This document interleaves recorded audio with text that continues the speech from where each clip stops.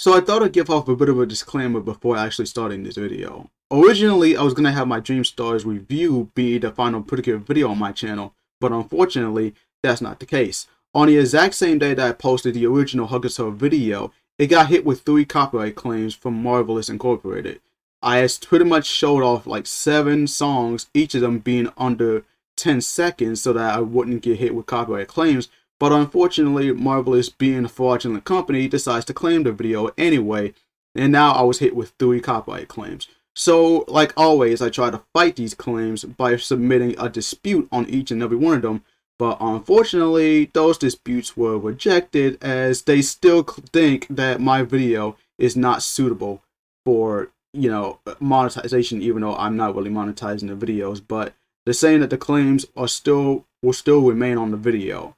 So apparently I had to file an appeal for each of those claims in the hopes to actually get these back. Now, as I said before in my video where I explained about my Happiness Charge finale video, being taken down and I actually had to get it back up. When you file an appeal against the copyright claims, you essentially have 7 days to wait. So after those 7 days are up with no response from the copyright owner, your video will be copyright claim free. However, in that time period, the copyright owner will have the option to take down the video, stating that their claims are 100% valid. So unfortunately, when that happened on the 31st, my video got taken down. My HUGtto video got hit with a copyright strike, and throughout this whole week, I've been fighting this strike, hoping to get it off my channel. So, with my Happiness Charge video, the finale, I had to deal with only 4 counter notifications, 3 of them happened to be rejected, while the 4th one happened to be accepted, and I had to wait over 10 days just for that video to get back up. But with the HUGtto video, I've had to set like 24 counter notifications, and every single one of them got rejected. And it wasn't until the 25th copyright claim where it got 100% rejected, and I'm no longer able to send another counter notification. So now, unfortunately, I'm stuck having to wait until that video, well, not the video, but I'm stuck to wait until the strike is removed off my channel, as long as I complete copyright school, which is the fucking worst thing to actually go through. But yeah, so I had to give this bit of a disclaimer before starting the actual video. I will be so this is pretty much of a re-uploaded original video. All of the songs that I've shown off will be completely removed from the video so we can avoid any copyrights ever again. So unfortunately, I have to deal with this being my final precure video. I apologize for all of this. I apologize for not being 100% clear, but I've been trying to fight this privately. But unfortunately, that's not the case. So unfortunately, I'm stuck with having to re-upload this video, only a bit edited. So it's pretty much the same video, only the songs being removed. So I hope you all enjoy, and I guess all I can say is, fuck you, Marvelous, fuck you, YouTube, and fix your fucking copyright notification system. Thank you.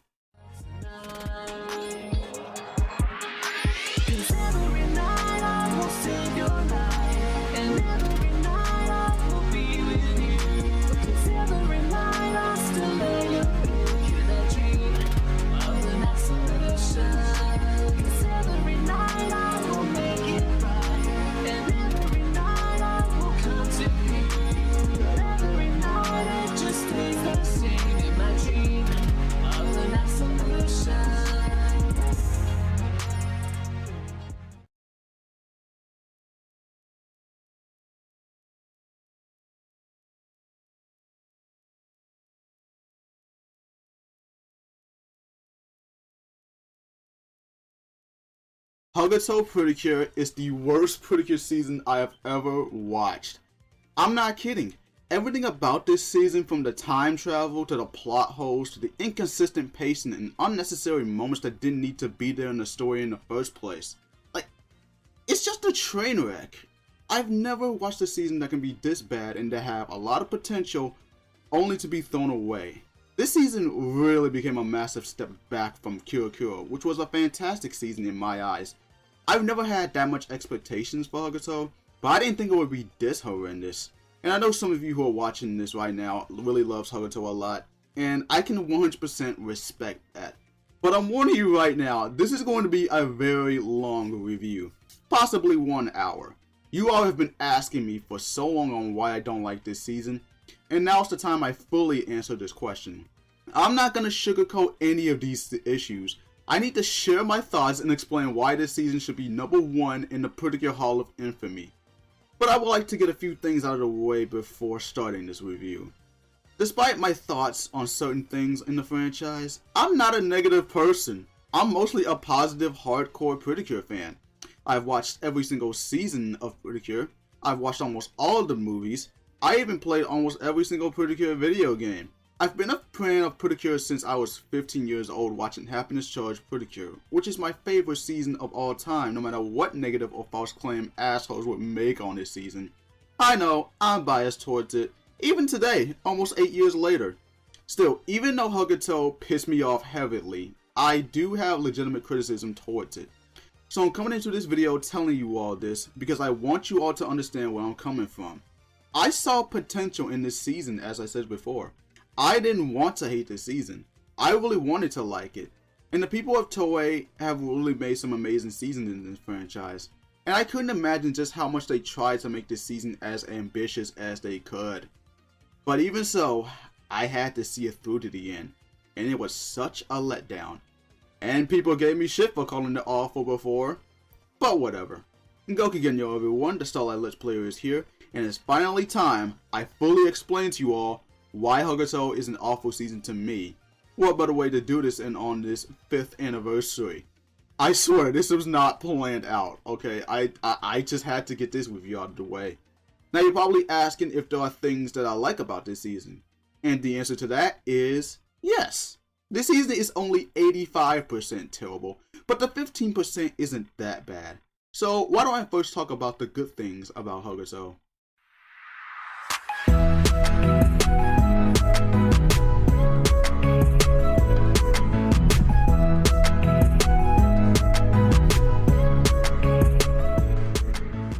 If there's anything I didn't think I would enjoy, it's definitely the amazing vocal soundtracks. Precure is no stranger to having lots of vocal tracks that can slap real hard.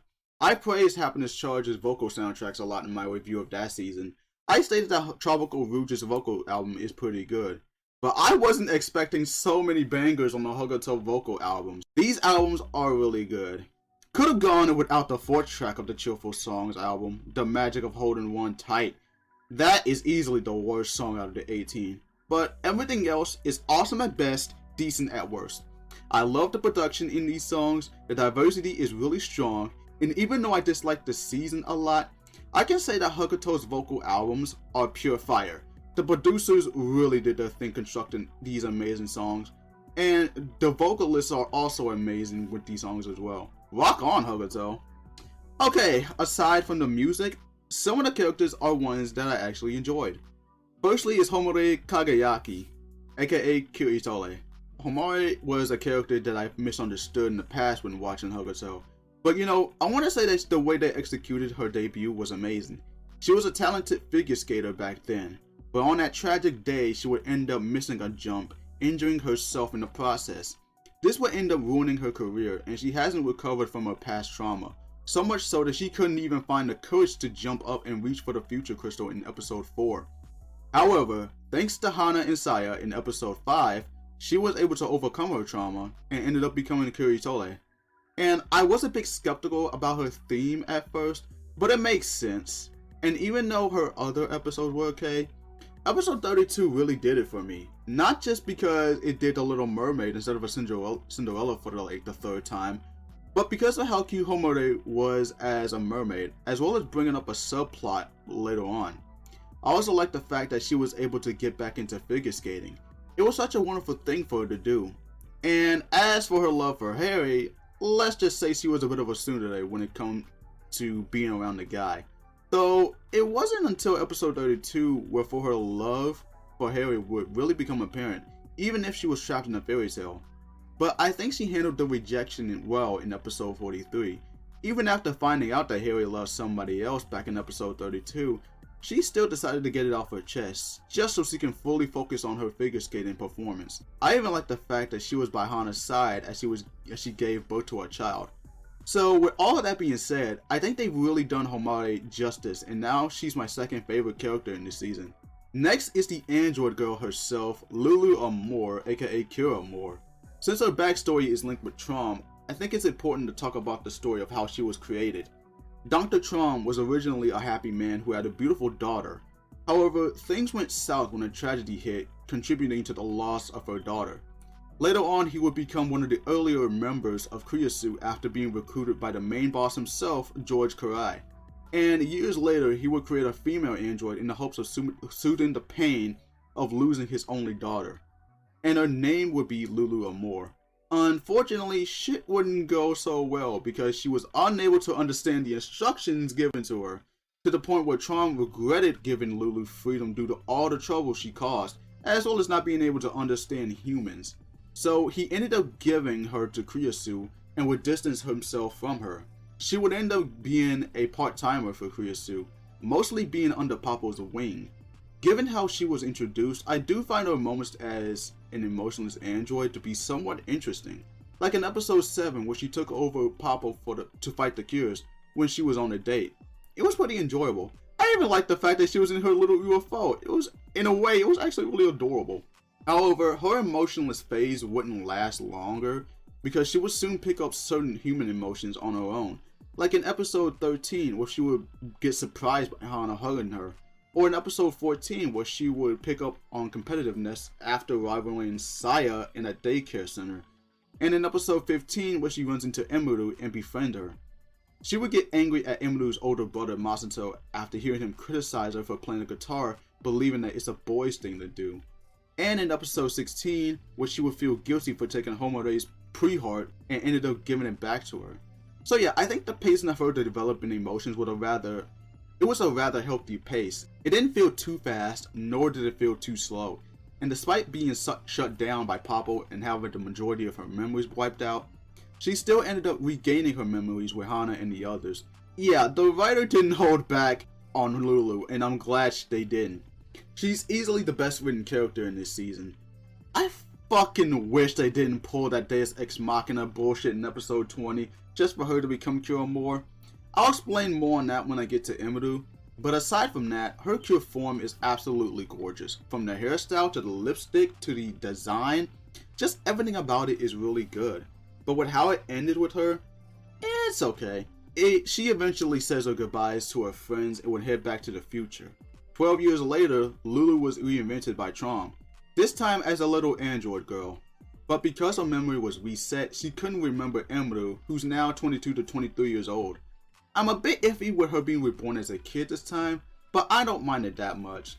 So with the amount of screen time she was given and how much she developed as a character, there's no doubt that Lulu is the best character in HUGtto. Now, as for the supporting characters, let's talk about Henry Wakamiya.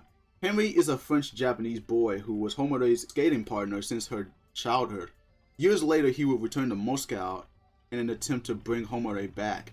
But after being refused by her and was told that her friends had shown her a brand new world, Henry would give up on bringing her back and instead transfers to L'Avenir Academy, also being aware of her, Hana, and Saya's identities as precure. Another interesting trait about him is that he's both feminine and flamboyant, which will be shown in full display in episode 19. From him wearing the girls' uniform to him wearing a dress for a fashion show. And I love how he destroyed Masato after being ridiculed for wearing the dress. That was literally an I'm him moment. But you know, I do admire the 180 that Masato has done, not only encouraging his little sister, but also apologizing to Henry in episode 20. And since then, the two became good friends, though I wouldn't mind them being more than that. Now of course, we can't talk about the feminine boy without talking about him becoming Cure Infinity.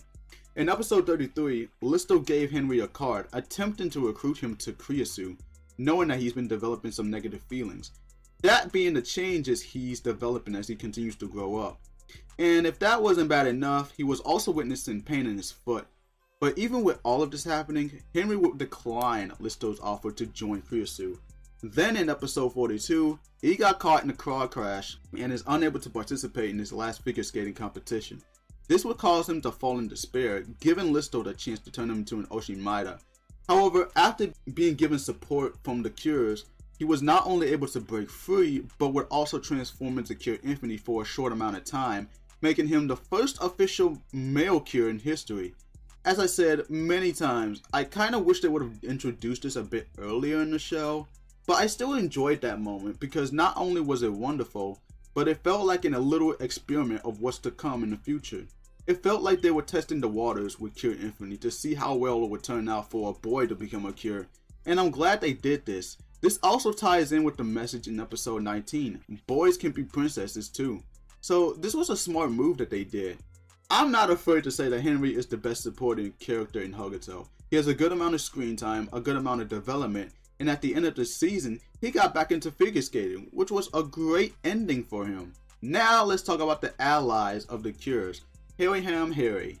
He's the mascot and mentor for the Cures. He's a hamster-like fairy who's also able to transform into a human. He has a history with Bicene and Pistol. Well, I meant Listo. Since all three of them are from the same clan and they were close friends. They joined Kriyasu in the hopes of curing Bicene from an infection. However, things went left when Harry decides to leave Kriyasu, as well as rescuing Cure Tomorrow from the corporation. But they ended up turning him into a monster and locked him up. Tomorrow then rescues Harry and turns him back to normal, using the last of her powers to teleport them into the present, only to be turned into a baby after using a lot of energy to escape from Kriyasu. And that's pretty much his backstory. While it sounds simple, this is just me combining both stories into one since they both tie together. Despite this, Harry ended up becoming one of my favorite characters in this season. He doesn't have that many memorable moments, but from his past to his development to the amount of screen time he was given, as well as him being a reliable ally to the Cures, I say he's a solid character in my opinion. Dr. Tron was also entertaining and is easily one of the funniest villains in all of Precure. I already explained his past and how he created Lulu as a way of helping with the pain he had to deal with when losing his daughter, but I do like the fact that he was willing to try his hardest at making it up with Lulu. Plus, his debut was a total shocker. Just when Daigon lost to the Cures, he was killed at the last second by Tron. Goddamn. Now, I can't tell if that's disrespectful or just straight up brilliant. Needless to say, he's easily one of the best written characters to turn into a new leaf, and I definitely enjoyed his contribution to this season. To continue with the positives of HUGtto, I absolutely enjoyed episode 29. It was a sweet episode focusing on Hana and her grandmother. This is also the second Precure season where all the villains were purified into normal humans, taking those from Happiness Charge. But what's different is that they still kept their powers, which is shown in episode 47. Now, wait a minute. If they still had their powers, what the fuck was stopping them from helping the Cures out in the later fights? I know it's a nitpick, but I can't help but feel that they could have been a bit more useful when they were purified. That's just how I feel. Still, I think this fight is actually pretty good. But unfortunately, this is where the positives end here. So, ladies and gentlemen, it's time to go down the 7 big problems with HUGtto. Problem number 1 is the pacing itself. I won't spend much time on this issue, but this season is laughable with the pacing at times. To start things off, I really wish they didn't make episode 3 into a filler episode. If they were trying to stretch it so that Homare can be Kuritole, then I think the episode should focus more on Hana and Saya. To its credit, the way they paced Lulu's development before making her into a Cure is top notch. But with how they handled Emiru, it became a huge mess. I'll go into detail when I start talking about her, but I think the biggest offender is the All-Stars arc. This thing ruined the pacing of the story by a mile. Now, I'll talk about the All-Stars arc later as well in this review, but just know that I rarely have anything nice to say about that thing. Hell, even some of the episodes have bad pacing. Episode 30 is a good example. It just cannot figure out which plot is actually the real plot. And then there's episode 31 where Hana meets up with her old friend Eri. Now, I will say the episode doesn't really have bad pacing of its own. I do, however, have an issue with the fact that there's no build up to the episode, and the two did not talk about the incident that happened at their old school. Eri only talked about it with Saya and Homare, and while Eri did apologize in the end, I still think it would have been better if they talked it out a bit more. I can see their intentions, but I would have liked it if they faced those fears head on while they had the chance. But yeah, I think the pacing of the season can be very inconsistent at times. Problem number 2 is the story itself. This is one of the main reasons why I despise HUGtto with a pure passion. There are a bunch of plot holes due to the aspects of time travel, so much inconsistency, and a lot of things that should have gotten proper detail. Now, I can understand Bishin and Listo's backstory, seeing that they, along with Harry, decided to work with Pcuspy. But here's the confusing part. These two still decided to work for Pcuspy, which are the same people that betrayed them in the first place. So why would they believe Trom, one of the employees of Pcuspy? Did they knew Trom worked for Pcuspy or not? Again, it seems very confusing there. And speaking of Trom, I stated that he was the one who built Lulu to become his lost daughter's replacement. But I have to ask, how did Trom lose his daughter in the first place? That's something that wasn't brought up in the first place. I know it sounds like a nitpick, but I can't help but feel that it has a lot of importance to Trom's story if he would do anything in his power to create Lulu in the hopes of having a daughter again. That's just how I feel. But anyways, what about George Karai himself? Well, I can get why he wants to stop time, but for him to involve Hana into his plans just seemed a bit off-putting. Yeah, there was a glimpse of her as an adult, but he needs to explain a bit more on that. Like, what is his connection with Hana? Have the two ever met? Are they actually husband and wife in the future? There has to be clarity and detail for me to understand. From what we're told, Hana from the original timeline was in a severe tragedy, which happens to be the S word. She was bullied heavily in her school, did not transfer to a different school, which means she doesn't meet Saya, Homare, and everyone else there. And she was stuck in a hostile environment, so she had no motivation and saw no reason to better herself, which led to the S word.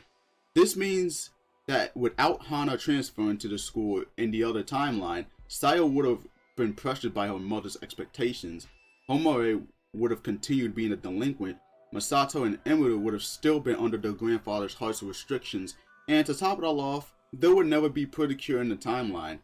Now, what does all of this have to do with Karai himself?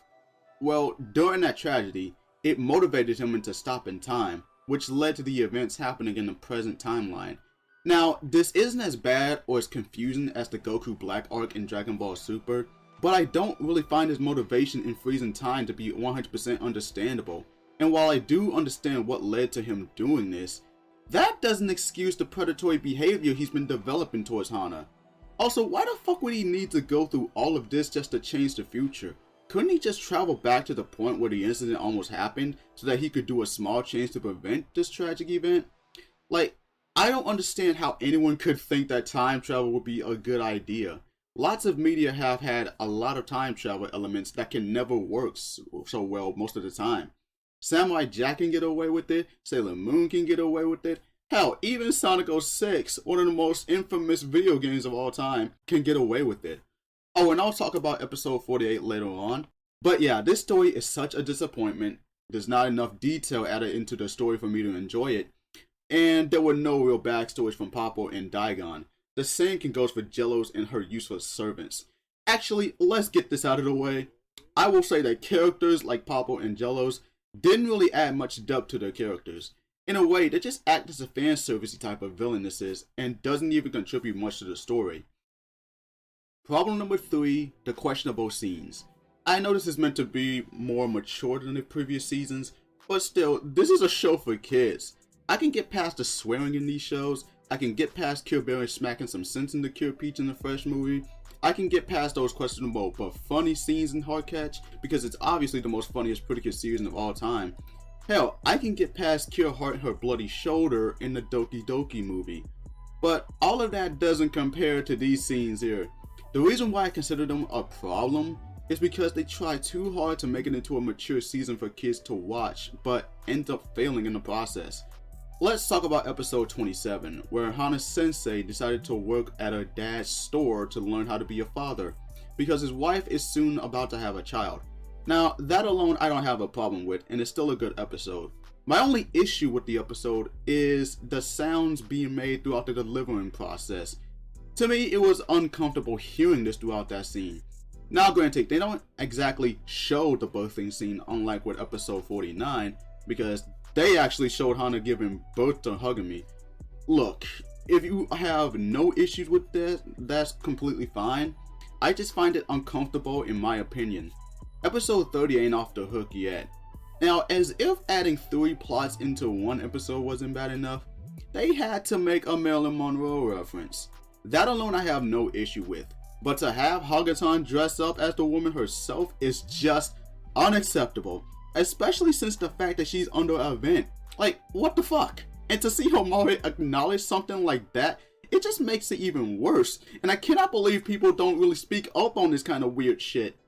Granted, there are some scenes that actually worked in HUGtto. Like in episode 22, where Cure Black and Cure White appeared thanks to HUGtto. There was a scene where Papo turns herself into an Oshimaida like she's committing the S-word. And it worked really well because it felt so real. You know, many women in real life has gone through being cheated on, and some of them may have taken their own lives over it. In a way, Papo felt betrayed by Kurai, believing that the man she was with is another woman, which happens to be jealous. And it wasn't until Lulu and Emerald saved Papo in the end. Now, that's how you handle a mature scene, people. I understand that this season is meant to be more mature than the previous seasons, but there are other ways of doing that, and episode 22 is a good example of that. And yeah, there are some anime that's more mature than HUGtto and is centered towards kids. I just wish the people who worked on HUGtto would do a better job at it. Problem number 4 is the music. Now, this doesn't really affect my experience with this season, but it does have its problems, specifically the OSTs.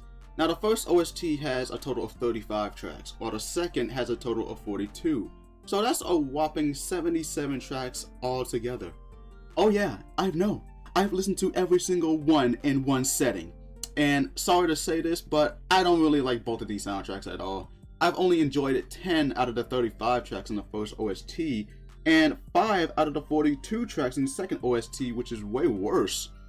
Like, like that also includes the TV-sized versions of both endings. And I will give credit to the production of most of these tracks, and I do love the drums on the tracks like Despair Stops Time and the Kriyasu Corporation theme, but sonically speaking, some of them sound so damn wacky and bad, and some of them sound pretty boring to listen to. The rest are just there, nothing special, though there was a point to where I got sick of hearing the same melody on some of these tracks. It can be very noticeable if you listen to both soundtracks in one setting, something that I actually regret doing in the first place. But this is something that I don't ever want to listen to again, except for those 15 tracks I enjoyed. Now, the same can be said about the opening theme, Weekend HUGtto Precure. To his credit, I do think that Kaneko Miyamoto sounds amazing. She's a major veteran when it comes to Precure songs. She rocks on the ending themes, the character songs as Cure Sword are awesome to listen to, and when it comes to duets, she's amazing. To me, the best duet song she's ever done was To Be Loved by Chihaya Yoshitake from the Star Twinkle Precure soundtrack. And nothing's wrong with having her perform these opening themes. I mean, Miracle Universe's opening theme is a good example. But my biggest issue with HUGtto's opening theme is the direction and delivery being given to this song. I really couldn't vibe with it that much, and aside from that, I didn't really enjoy the chorus of the song. I think it could have been a lot better, but that's all I have to say. The OSTs are uninteresting to listen to, and the opening theme is pretty disappointing. Problem number 5, the character development. As I said many times, having up to 5 or 6 cures on a team can never work for the most part, because it can be really difficult trying to give focus to each member, especially when the 6th Ranger gets involved into the story, and HUGtto's no exception to that kind of issue. Now, I've mentioned that most of the characters have developed really well, but we gotta take the good with the bad. I know people are gonna be pissed at me for saying this, but I think Hana's character could have been better. I'll explain why soon, but for now, let's talk about her backstory. Before transferring to Lavenier Academy, she was in a different school and was friends with Eri at the time. From what I've gathered in episode 31, and correct me if I'm wrong, but Eri was part of a cheerleading team for a competition, and she was given the center spot of the team. This led to her getting bullied to the point where Hana stepped into Eri's defense. However, everyone ended up turning on Hana, causing her to feel secluded. Eri wanted to reach out to her, but she was at the risk of being bullied again. At that point, Hana fell into a state of depression, and it wasn't until her mom comforted her and was forced to move into a new school, which happens to be Lavender Academy, where she would meet Saya, Homare, Emuru, Lulu, and many more. And I've already explained the outcome if Hana didn't transfer at all. Now, in all fairness, I can relate to Hana in this kind of situation. It isn't easy transferring to a different school to make a fresh start, but if it means escaping the one thing that keeps you from being happy, then it's worth a shot. Like with me, for example. I started my high school years in Mississippi, but throughout those years, I would get picked on at school for no reason. I would almost always get bullied on the bus, and I was stuck living in a trailer with unhealthy living conditions. I had thoughts of committing the S word, so by the time I finished the 11th grade in high school, I decided that I wanted to move back to Louisiana so that I could make a fresh start. So yeah, I can relate with Hana a lot when it comes to stuff like this. With that being said, however, I never found her character to be so interesting. I mean, I would have put her in the positives, but aside from her past and how she was able to overcome it by being friends with Eri again, she isn't one of those cures that sticks out from the rest of the crowd. Also, what was the purpose of her being a president of a boutique corporation? Was this really her dream? Because she never talked about owning her own corporation. If her cure motive is cheerleader, I expect for her to have some sort of dream of being something that is at least related to cheerleading. Something that involves cheering people on that's following their own dreams. But her becoming president of a boutique corporation called Bright Tomorrow just seems like something being thrown into the show at the very last minute. In fact, I don't think there's any clear answer on what Hana truly wants to be. I mean, at least with Saya, she became very clear on what she wanted it to be. The same applies with Emuru and Homare. So I don't see why they didn't try to make it clear on what Hana wants to be. I know I'm reading way too deep into this, but the people who worked on this season didn't give much detail on certain aspects of the story, which is a red flag to me. And again, there's no clear answer on who's really Hana's husband in the final episode. Some say that Homare is her lover, which doesn't make sense to me. They're really close friends, yeah, but never showed any romantic feelings towards each other. And even if they did, it wouldn't make much sense to give a bit of detail on that. And some say that Karai is her husband. I don't know if it's fully true or not, since there's no clear answer on that, so I'm not going to dive deep into that theory. I would have put her in the positives list, like I said before, but she doesn't come off as interesting or something that stands out a lot. And there's a lack of detail in terms of what she really wants to be and who's really Hana's lover. She just comes off as an average character to me. If you think she's a really great character, I got nothing against it, and I can respect your opinion as long as you're willing to respect mine. But I just never really find Hana that interesting to me. Next is Emuru Aisaki, aka Kyo Mashiri. Emuru has a passion for playing the guitar, which is her special instrument, and she tries to keep it a secret from her older brother Masato. He was completely sexist towards Emuru, stating that girls should be playing instruments like the violin or piano, instruments that are, quote, made for girls. Now, I can imagine him saying that to someone his age, and he ends up getting bitch slapped in the end. Emiru's one of those characters that I think became a precure way too early. If the writers were going to make her into a precure, then all the more reason as to why they should have built up her character and that they should have made a few more episodes focusing on her.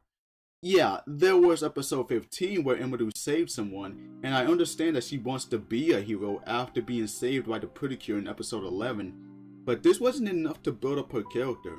We only saw her in 2 episodes before finding out about Hana and the others being precure, and only one of them fully made her the central character. If they gave Emuru 2 or 3 more episodes before finding out about precure, then she would have had some decent build-up. This is pretty much the biggest issue I have with Emuru as a character, and it's the main reason why I think they should have had 4 cures instead of 5. But they had the audacity to pull a Deus Ex Machina and split the final pre-heart into 2. Why did this have to be a thing? Again, they could have given Emuru more room to grow before becoming a cure. Instead, she just shoehorned into the story, and they literally just pulled stuff like this out of their asses. I do admire the fact that she and Lulu became rockstar idols, and I also like the ending of her story, but what does all of this mean if she's lacking character development and growth?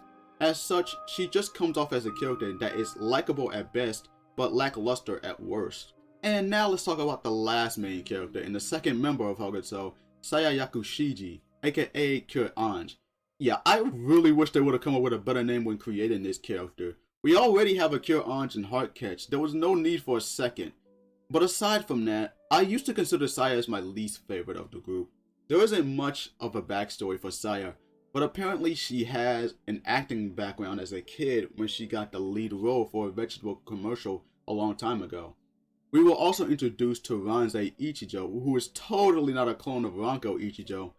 She was also a part of the commercial as a backup dancing league, and because of that, she considers herself as Saya's rival. Definitely a one-sided rivalry. Though to be fair, Hatsune Miku would have been proud of her for that performance. Saya pretty much pulled the Minami card in this season. After being inspired by Dr. Maki's job as a doctor, Saya was able to find her true career, to become a doctor, and that her skills would be first shown in episode 23, where she was able to heal and save Daigon in time after being betrayed by Charm. And it wasn't until episode 44 where she finally tells her mom that she wants to be a doctor instead of an actress. In all honesty, I don't find Saya to be a bad character, but I do have issues with how she's handled. Firstly, the concept of her story isn't any different from Minami's story in Go Princess. Seriously, if you watched both seasons, you'll know that they both sound similar to each other. Secondly, I wish they would have just removed the All-Stars arc and actually make an episode 36 a follow-up episode to episode 35. For her to make the transition in episode 44, to me wasn't a smart move. Now granted, it does act as a conclusion to Saya's story, but I think it could have been done just a little bit earlier. I also wish they would have given her more screen time in this season. It would have been better if they gave her just a bit more focus. I know her backstory isn't all that, but the more screen time they would have given her, the more character development she would have gotten. But I will say that she's not one of the worst characters in this season. I just wish they would have done her character justice. But I will say this, episode 35 to me is Saya's best episode of them all. She interacts with a girl named Aya at the hospital, knowing that she's about to have a little brother soon, and Aya fears that her mom would forget about her, which is 100% understandable for a child to fear. I myself can't relate since I'm the youngest of 4, but for a kid to feel scared that they might lose out to a younger sibling is something that I'm sure every other kid had to go through. And this is a good episode for Saya because not only does she give Aya the comfort and support she needed, but this was also another push for Saya to finally realize her dream. And I also see the mother's perspective as well. She felt guilty for trying too hard to raise Aya properly and fears that she may have failed her as a mother. And that's also understandable. Sometimes adults can make mistakes, even as parents, but it's also what makes them human. She may not be a perfect mother, but she's doing her best for Aya, and I think this was a wonderful way to see the perspectives of both the mother and her daughter, and for them to get through these situations together. I really like this episode a lot, and it definitely falls into the positives. I probably should have done that earlier, but it's better late than never.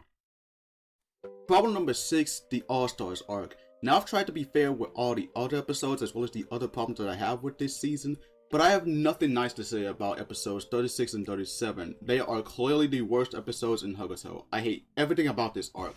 First of all, how the hell did Charm know that there were more cures out there? How did he or even Listo and Karai found out about precure being in different dimensions? And for what reason did Charm needed Bumby's help to rebuild his time-traveling robot in the first place?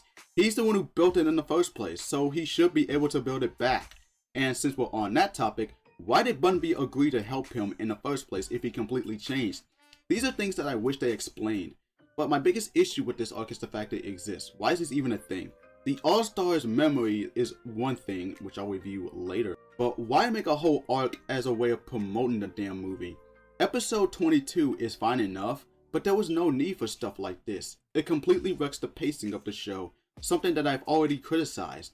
But even the pacing of these 2 episodes are terrible. There were so many events popping out of nowhere and unnecessary stuff that's been shoehorned into the story and adds nothing entertaining or interesting to it.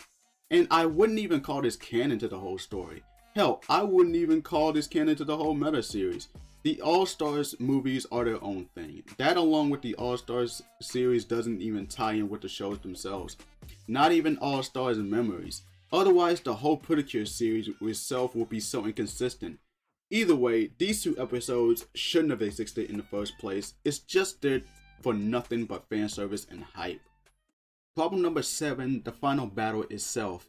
Now I'm not going to spend too much time talking about this episode, but I will go a bit easy on this and say that it's not a bad finale, but it's still very disappointing in my eyes.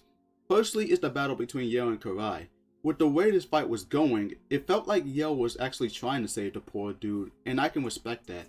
But if they were going to go for a solo final battle, then it would have been better if they made it a bit longer. It's a good fight, yeah, but I wish they would have gone a happiness charge treatment. Secondly, having everyone turn into a precure is so damn ridiculous. I mean, it makes sense for Cure Infinite to make a return, but again, I don't find it cool seeing everyone else turning into a precure as well. It just goes off as ridiculous. And yeah, I get the message behind the episode, but so what? This type of thing doesn't really do it for me, and it seems like an unnecessary way to make the final battle more interesting. But that's just me though. If you happen to like this finale, then hats off to ya. But I'm just not a fan of this episode. But I will say this. While I do find the birthing scene in the final episode very uncomfortable, I did enjoy Cure Star's cameo during the last Oshimida fight. And at least it ended on a high note. It's definitely a pretty good way of ending this abomination of a season. So those are the 7 problems that I have with HUGtto. I would end it here, but there are a few more negatives I need to get out of the way before ending this review. Firstly is Mitsuru Aoyama's involvement with HUGtto's animation in up to 6 fucking episodes. Why the need to give him that many episodes to work on as the animation director? When I broke down the episodes he did in Happiness Charge, he only did 3, and 2 of them were some of his best work, bar none. But out of all 6 episodes he worked on, only 2 of them have good animation in my eyes. Episode 25, and surprisingly, episode 37 is one of them. Yes, despite my pure hatred towards that episode, I can at least say that it has some good animation. The rest of the episodes don't look that great. They're not terrible like episode 3 and Star Twinkle, but I wouldn't call the animation good in my eyes. It's better than episode 31's animation though, because god damn does that episode look atrocious. And speaking of episode 31, this also leads into the second negative. The biggest issue I have with that episode is the fact that the HUGtto cures were given a power up to use on 2 weak ass pawns. Usually when a precure team is struggling against a powerful foe, they give off an emotional speech or vow, and then they are rewarded with either a team power up or a new super form. I don't understand why the writers would even think of giving the memorial kill clock in an episode where the fight is super easy. It felt so misplaced, and it ruins the aspect of getting a team power up in precure. And the last small negative is the lack of detail about Mother Heart. Who the hell is she and where does she come from? I know she first appeared in episode 20 and that she's the one who split the last pre-heart into 2, but what the hell is her backstory? What relevance does she have to the story? She only appeared twice in episodes 20 and 39, as well as the Cure's team attack, Tomorrow with Everyone. That's about it. There's no backstory or origin on Mother Heart. I'm just saying they could have at least given some explanation on how Mother Heart became a thing. Okay, I think I'm gonna end the review here. I explained fully why I considered this season to be the worst of the bunch. You all wanted to know why I despise HUGtto a lot, so I had to deliver on that. There were a good few spots that I highlighted, but it wasn't enough to save this season. The story is mishandled, the pacing has its issues, the OSTs are mostly mediocre at best and bad at worst. The All-Stars arc shouldn't have existed. This season is just filled with so many issues to the point where I just can't see this as a good or decent season. If I were to give this season a rating, it would be a 3 out of 10. Like I said at the beginning, I really wanted to like HUGtto. It has so much potential of becoming a good season if they didn't do too much. I honestly don't know what else to say about this season. I tried giving it another chance, I tried giving it the benefit of the doubt, but this is one season that just didn't click for me, and if I were to give recommendations for new Precure fans or people who are just starting the series, I wouldn't list HUGtto as one of them. My apologies if some of you were expecting me to be angry at this season, but I've gotten angry so many times when talking about this thing to the point where I'm over it at this point. I'm not angry, but I'm heavily disappointed. Still, if I'm the guy to explain why I dislike HUGtto, you might enjoy the other side of the coin. My friend Pcuspy made 2 positive videos on HUGtto, so I recommend you give them a watch. Both links to the video will be in the description below. I also recommend Tyrono's video on HUGtto. Easily the best video on HUGtto anyone could never make. Now, I would also like to hear your actual thoughts on HUGtto, but please be civil and mature about it. Last thing I need is a bunch of immature dickheads and immature kids typing away hate comments about why my opinion is wrong. So if you have anything positive or negative to say about HUGtto, sound off in the comment section below. I'll be reading them. But that's gonna be it for me. I would appreciate it if you leave a like on this video and share it around to everyone you know, whether it be on Twitter or Discord. I also want to point out that while I will be stopping on precure videos soon, I'm still going to talk about it in the Dreamstar Squad podcast. But until then, this is the Starlight Let's Player signing out. As always, HUGtto and have a startastic day, everyone.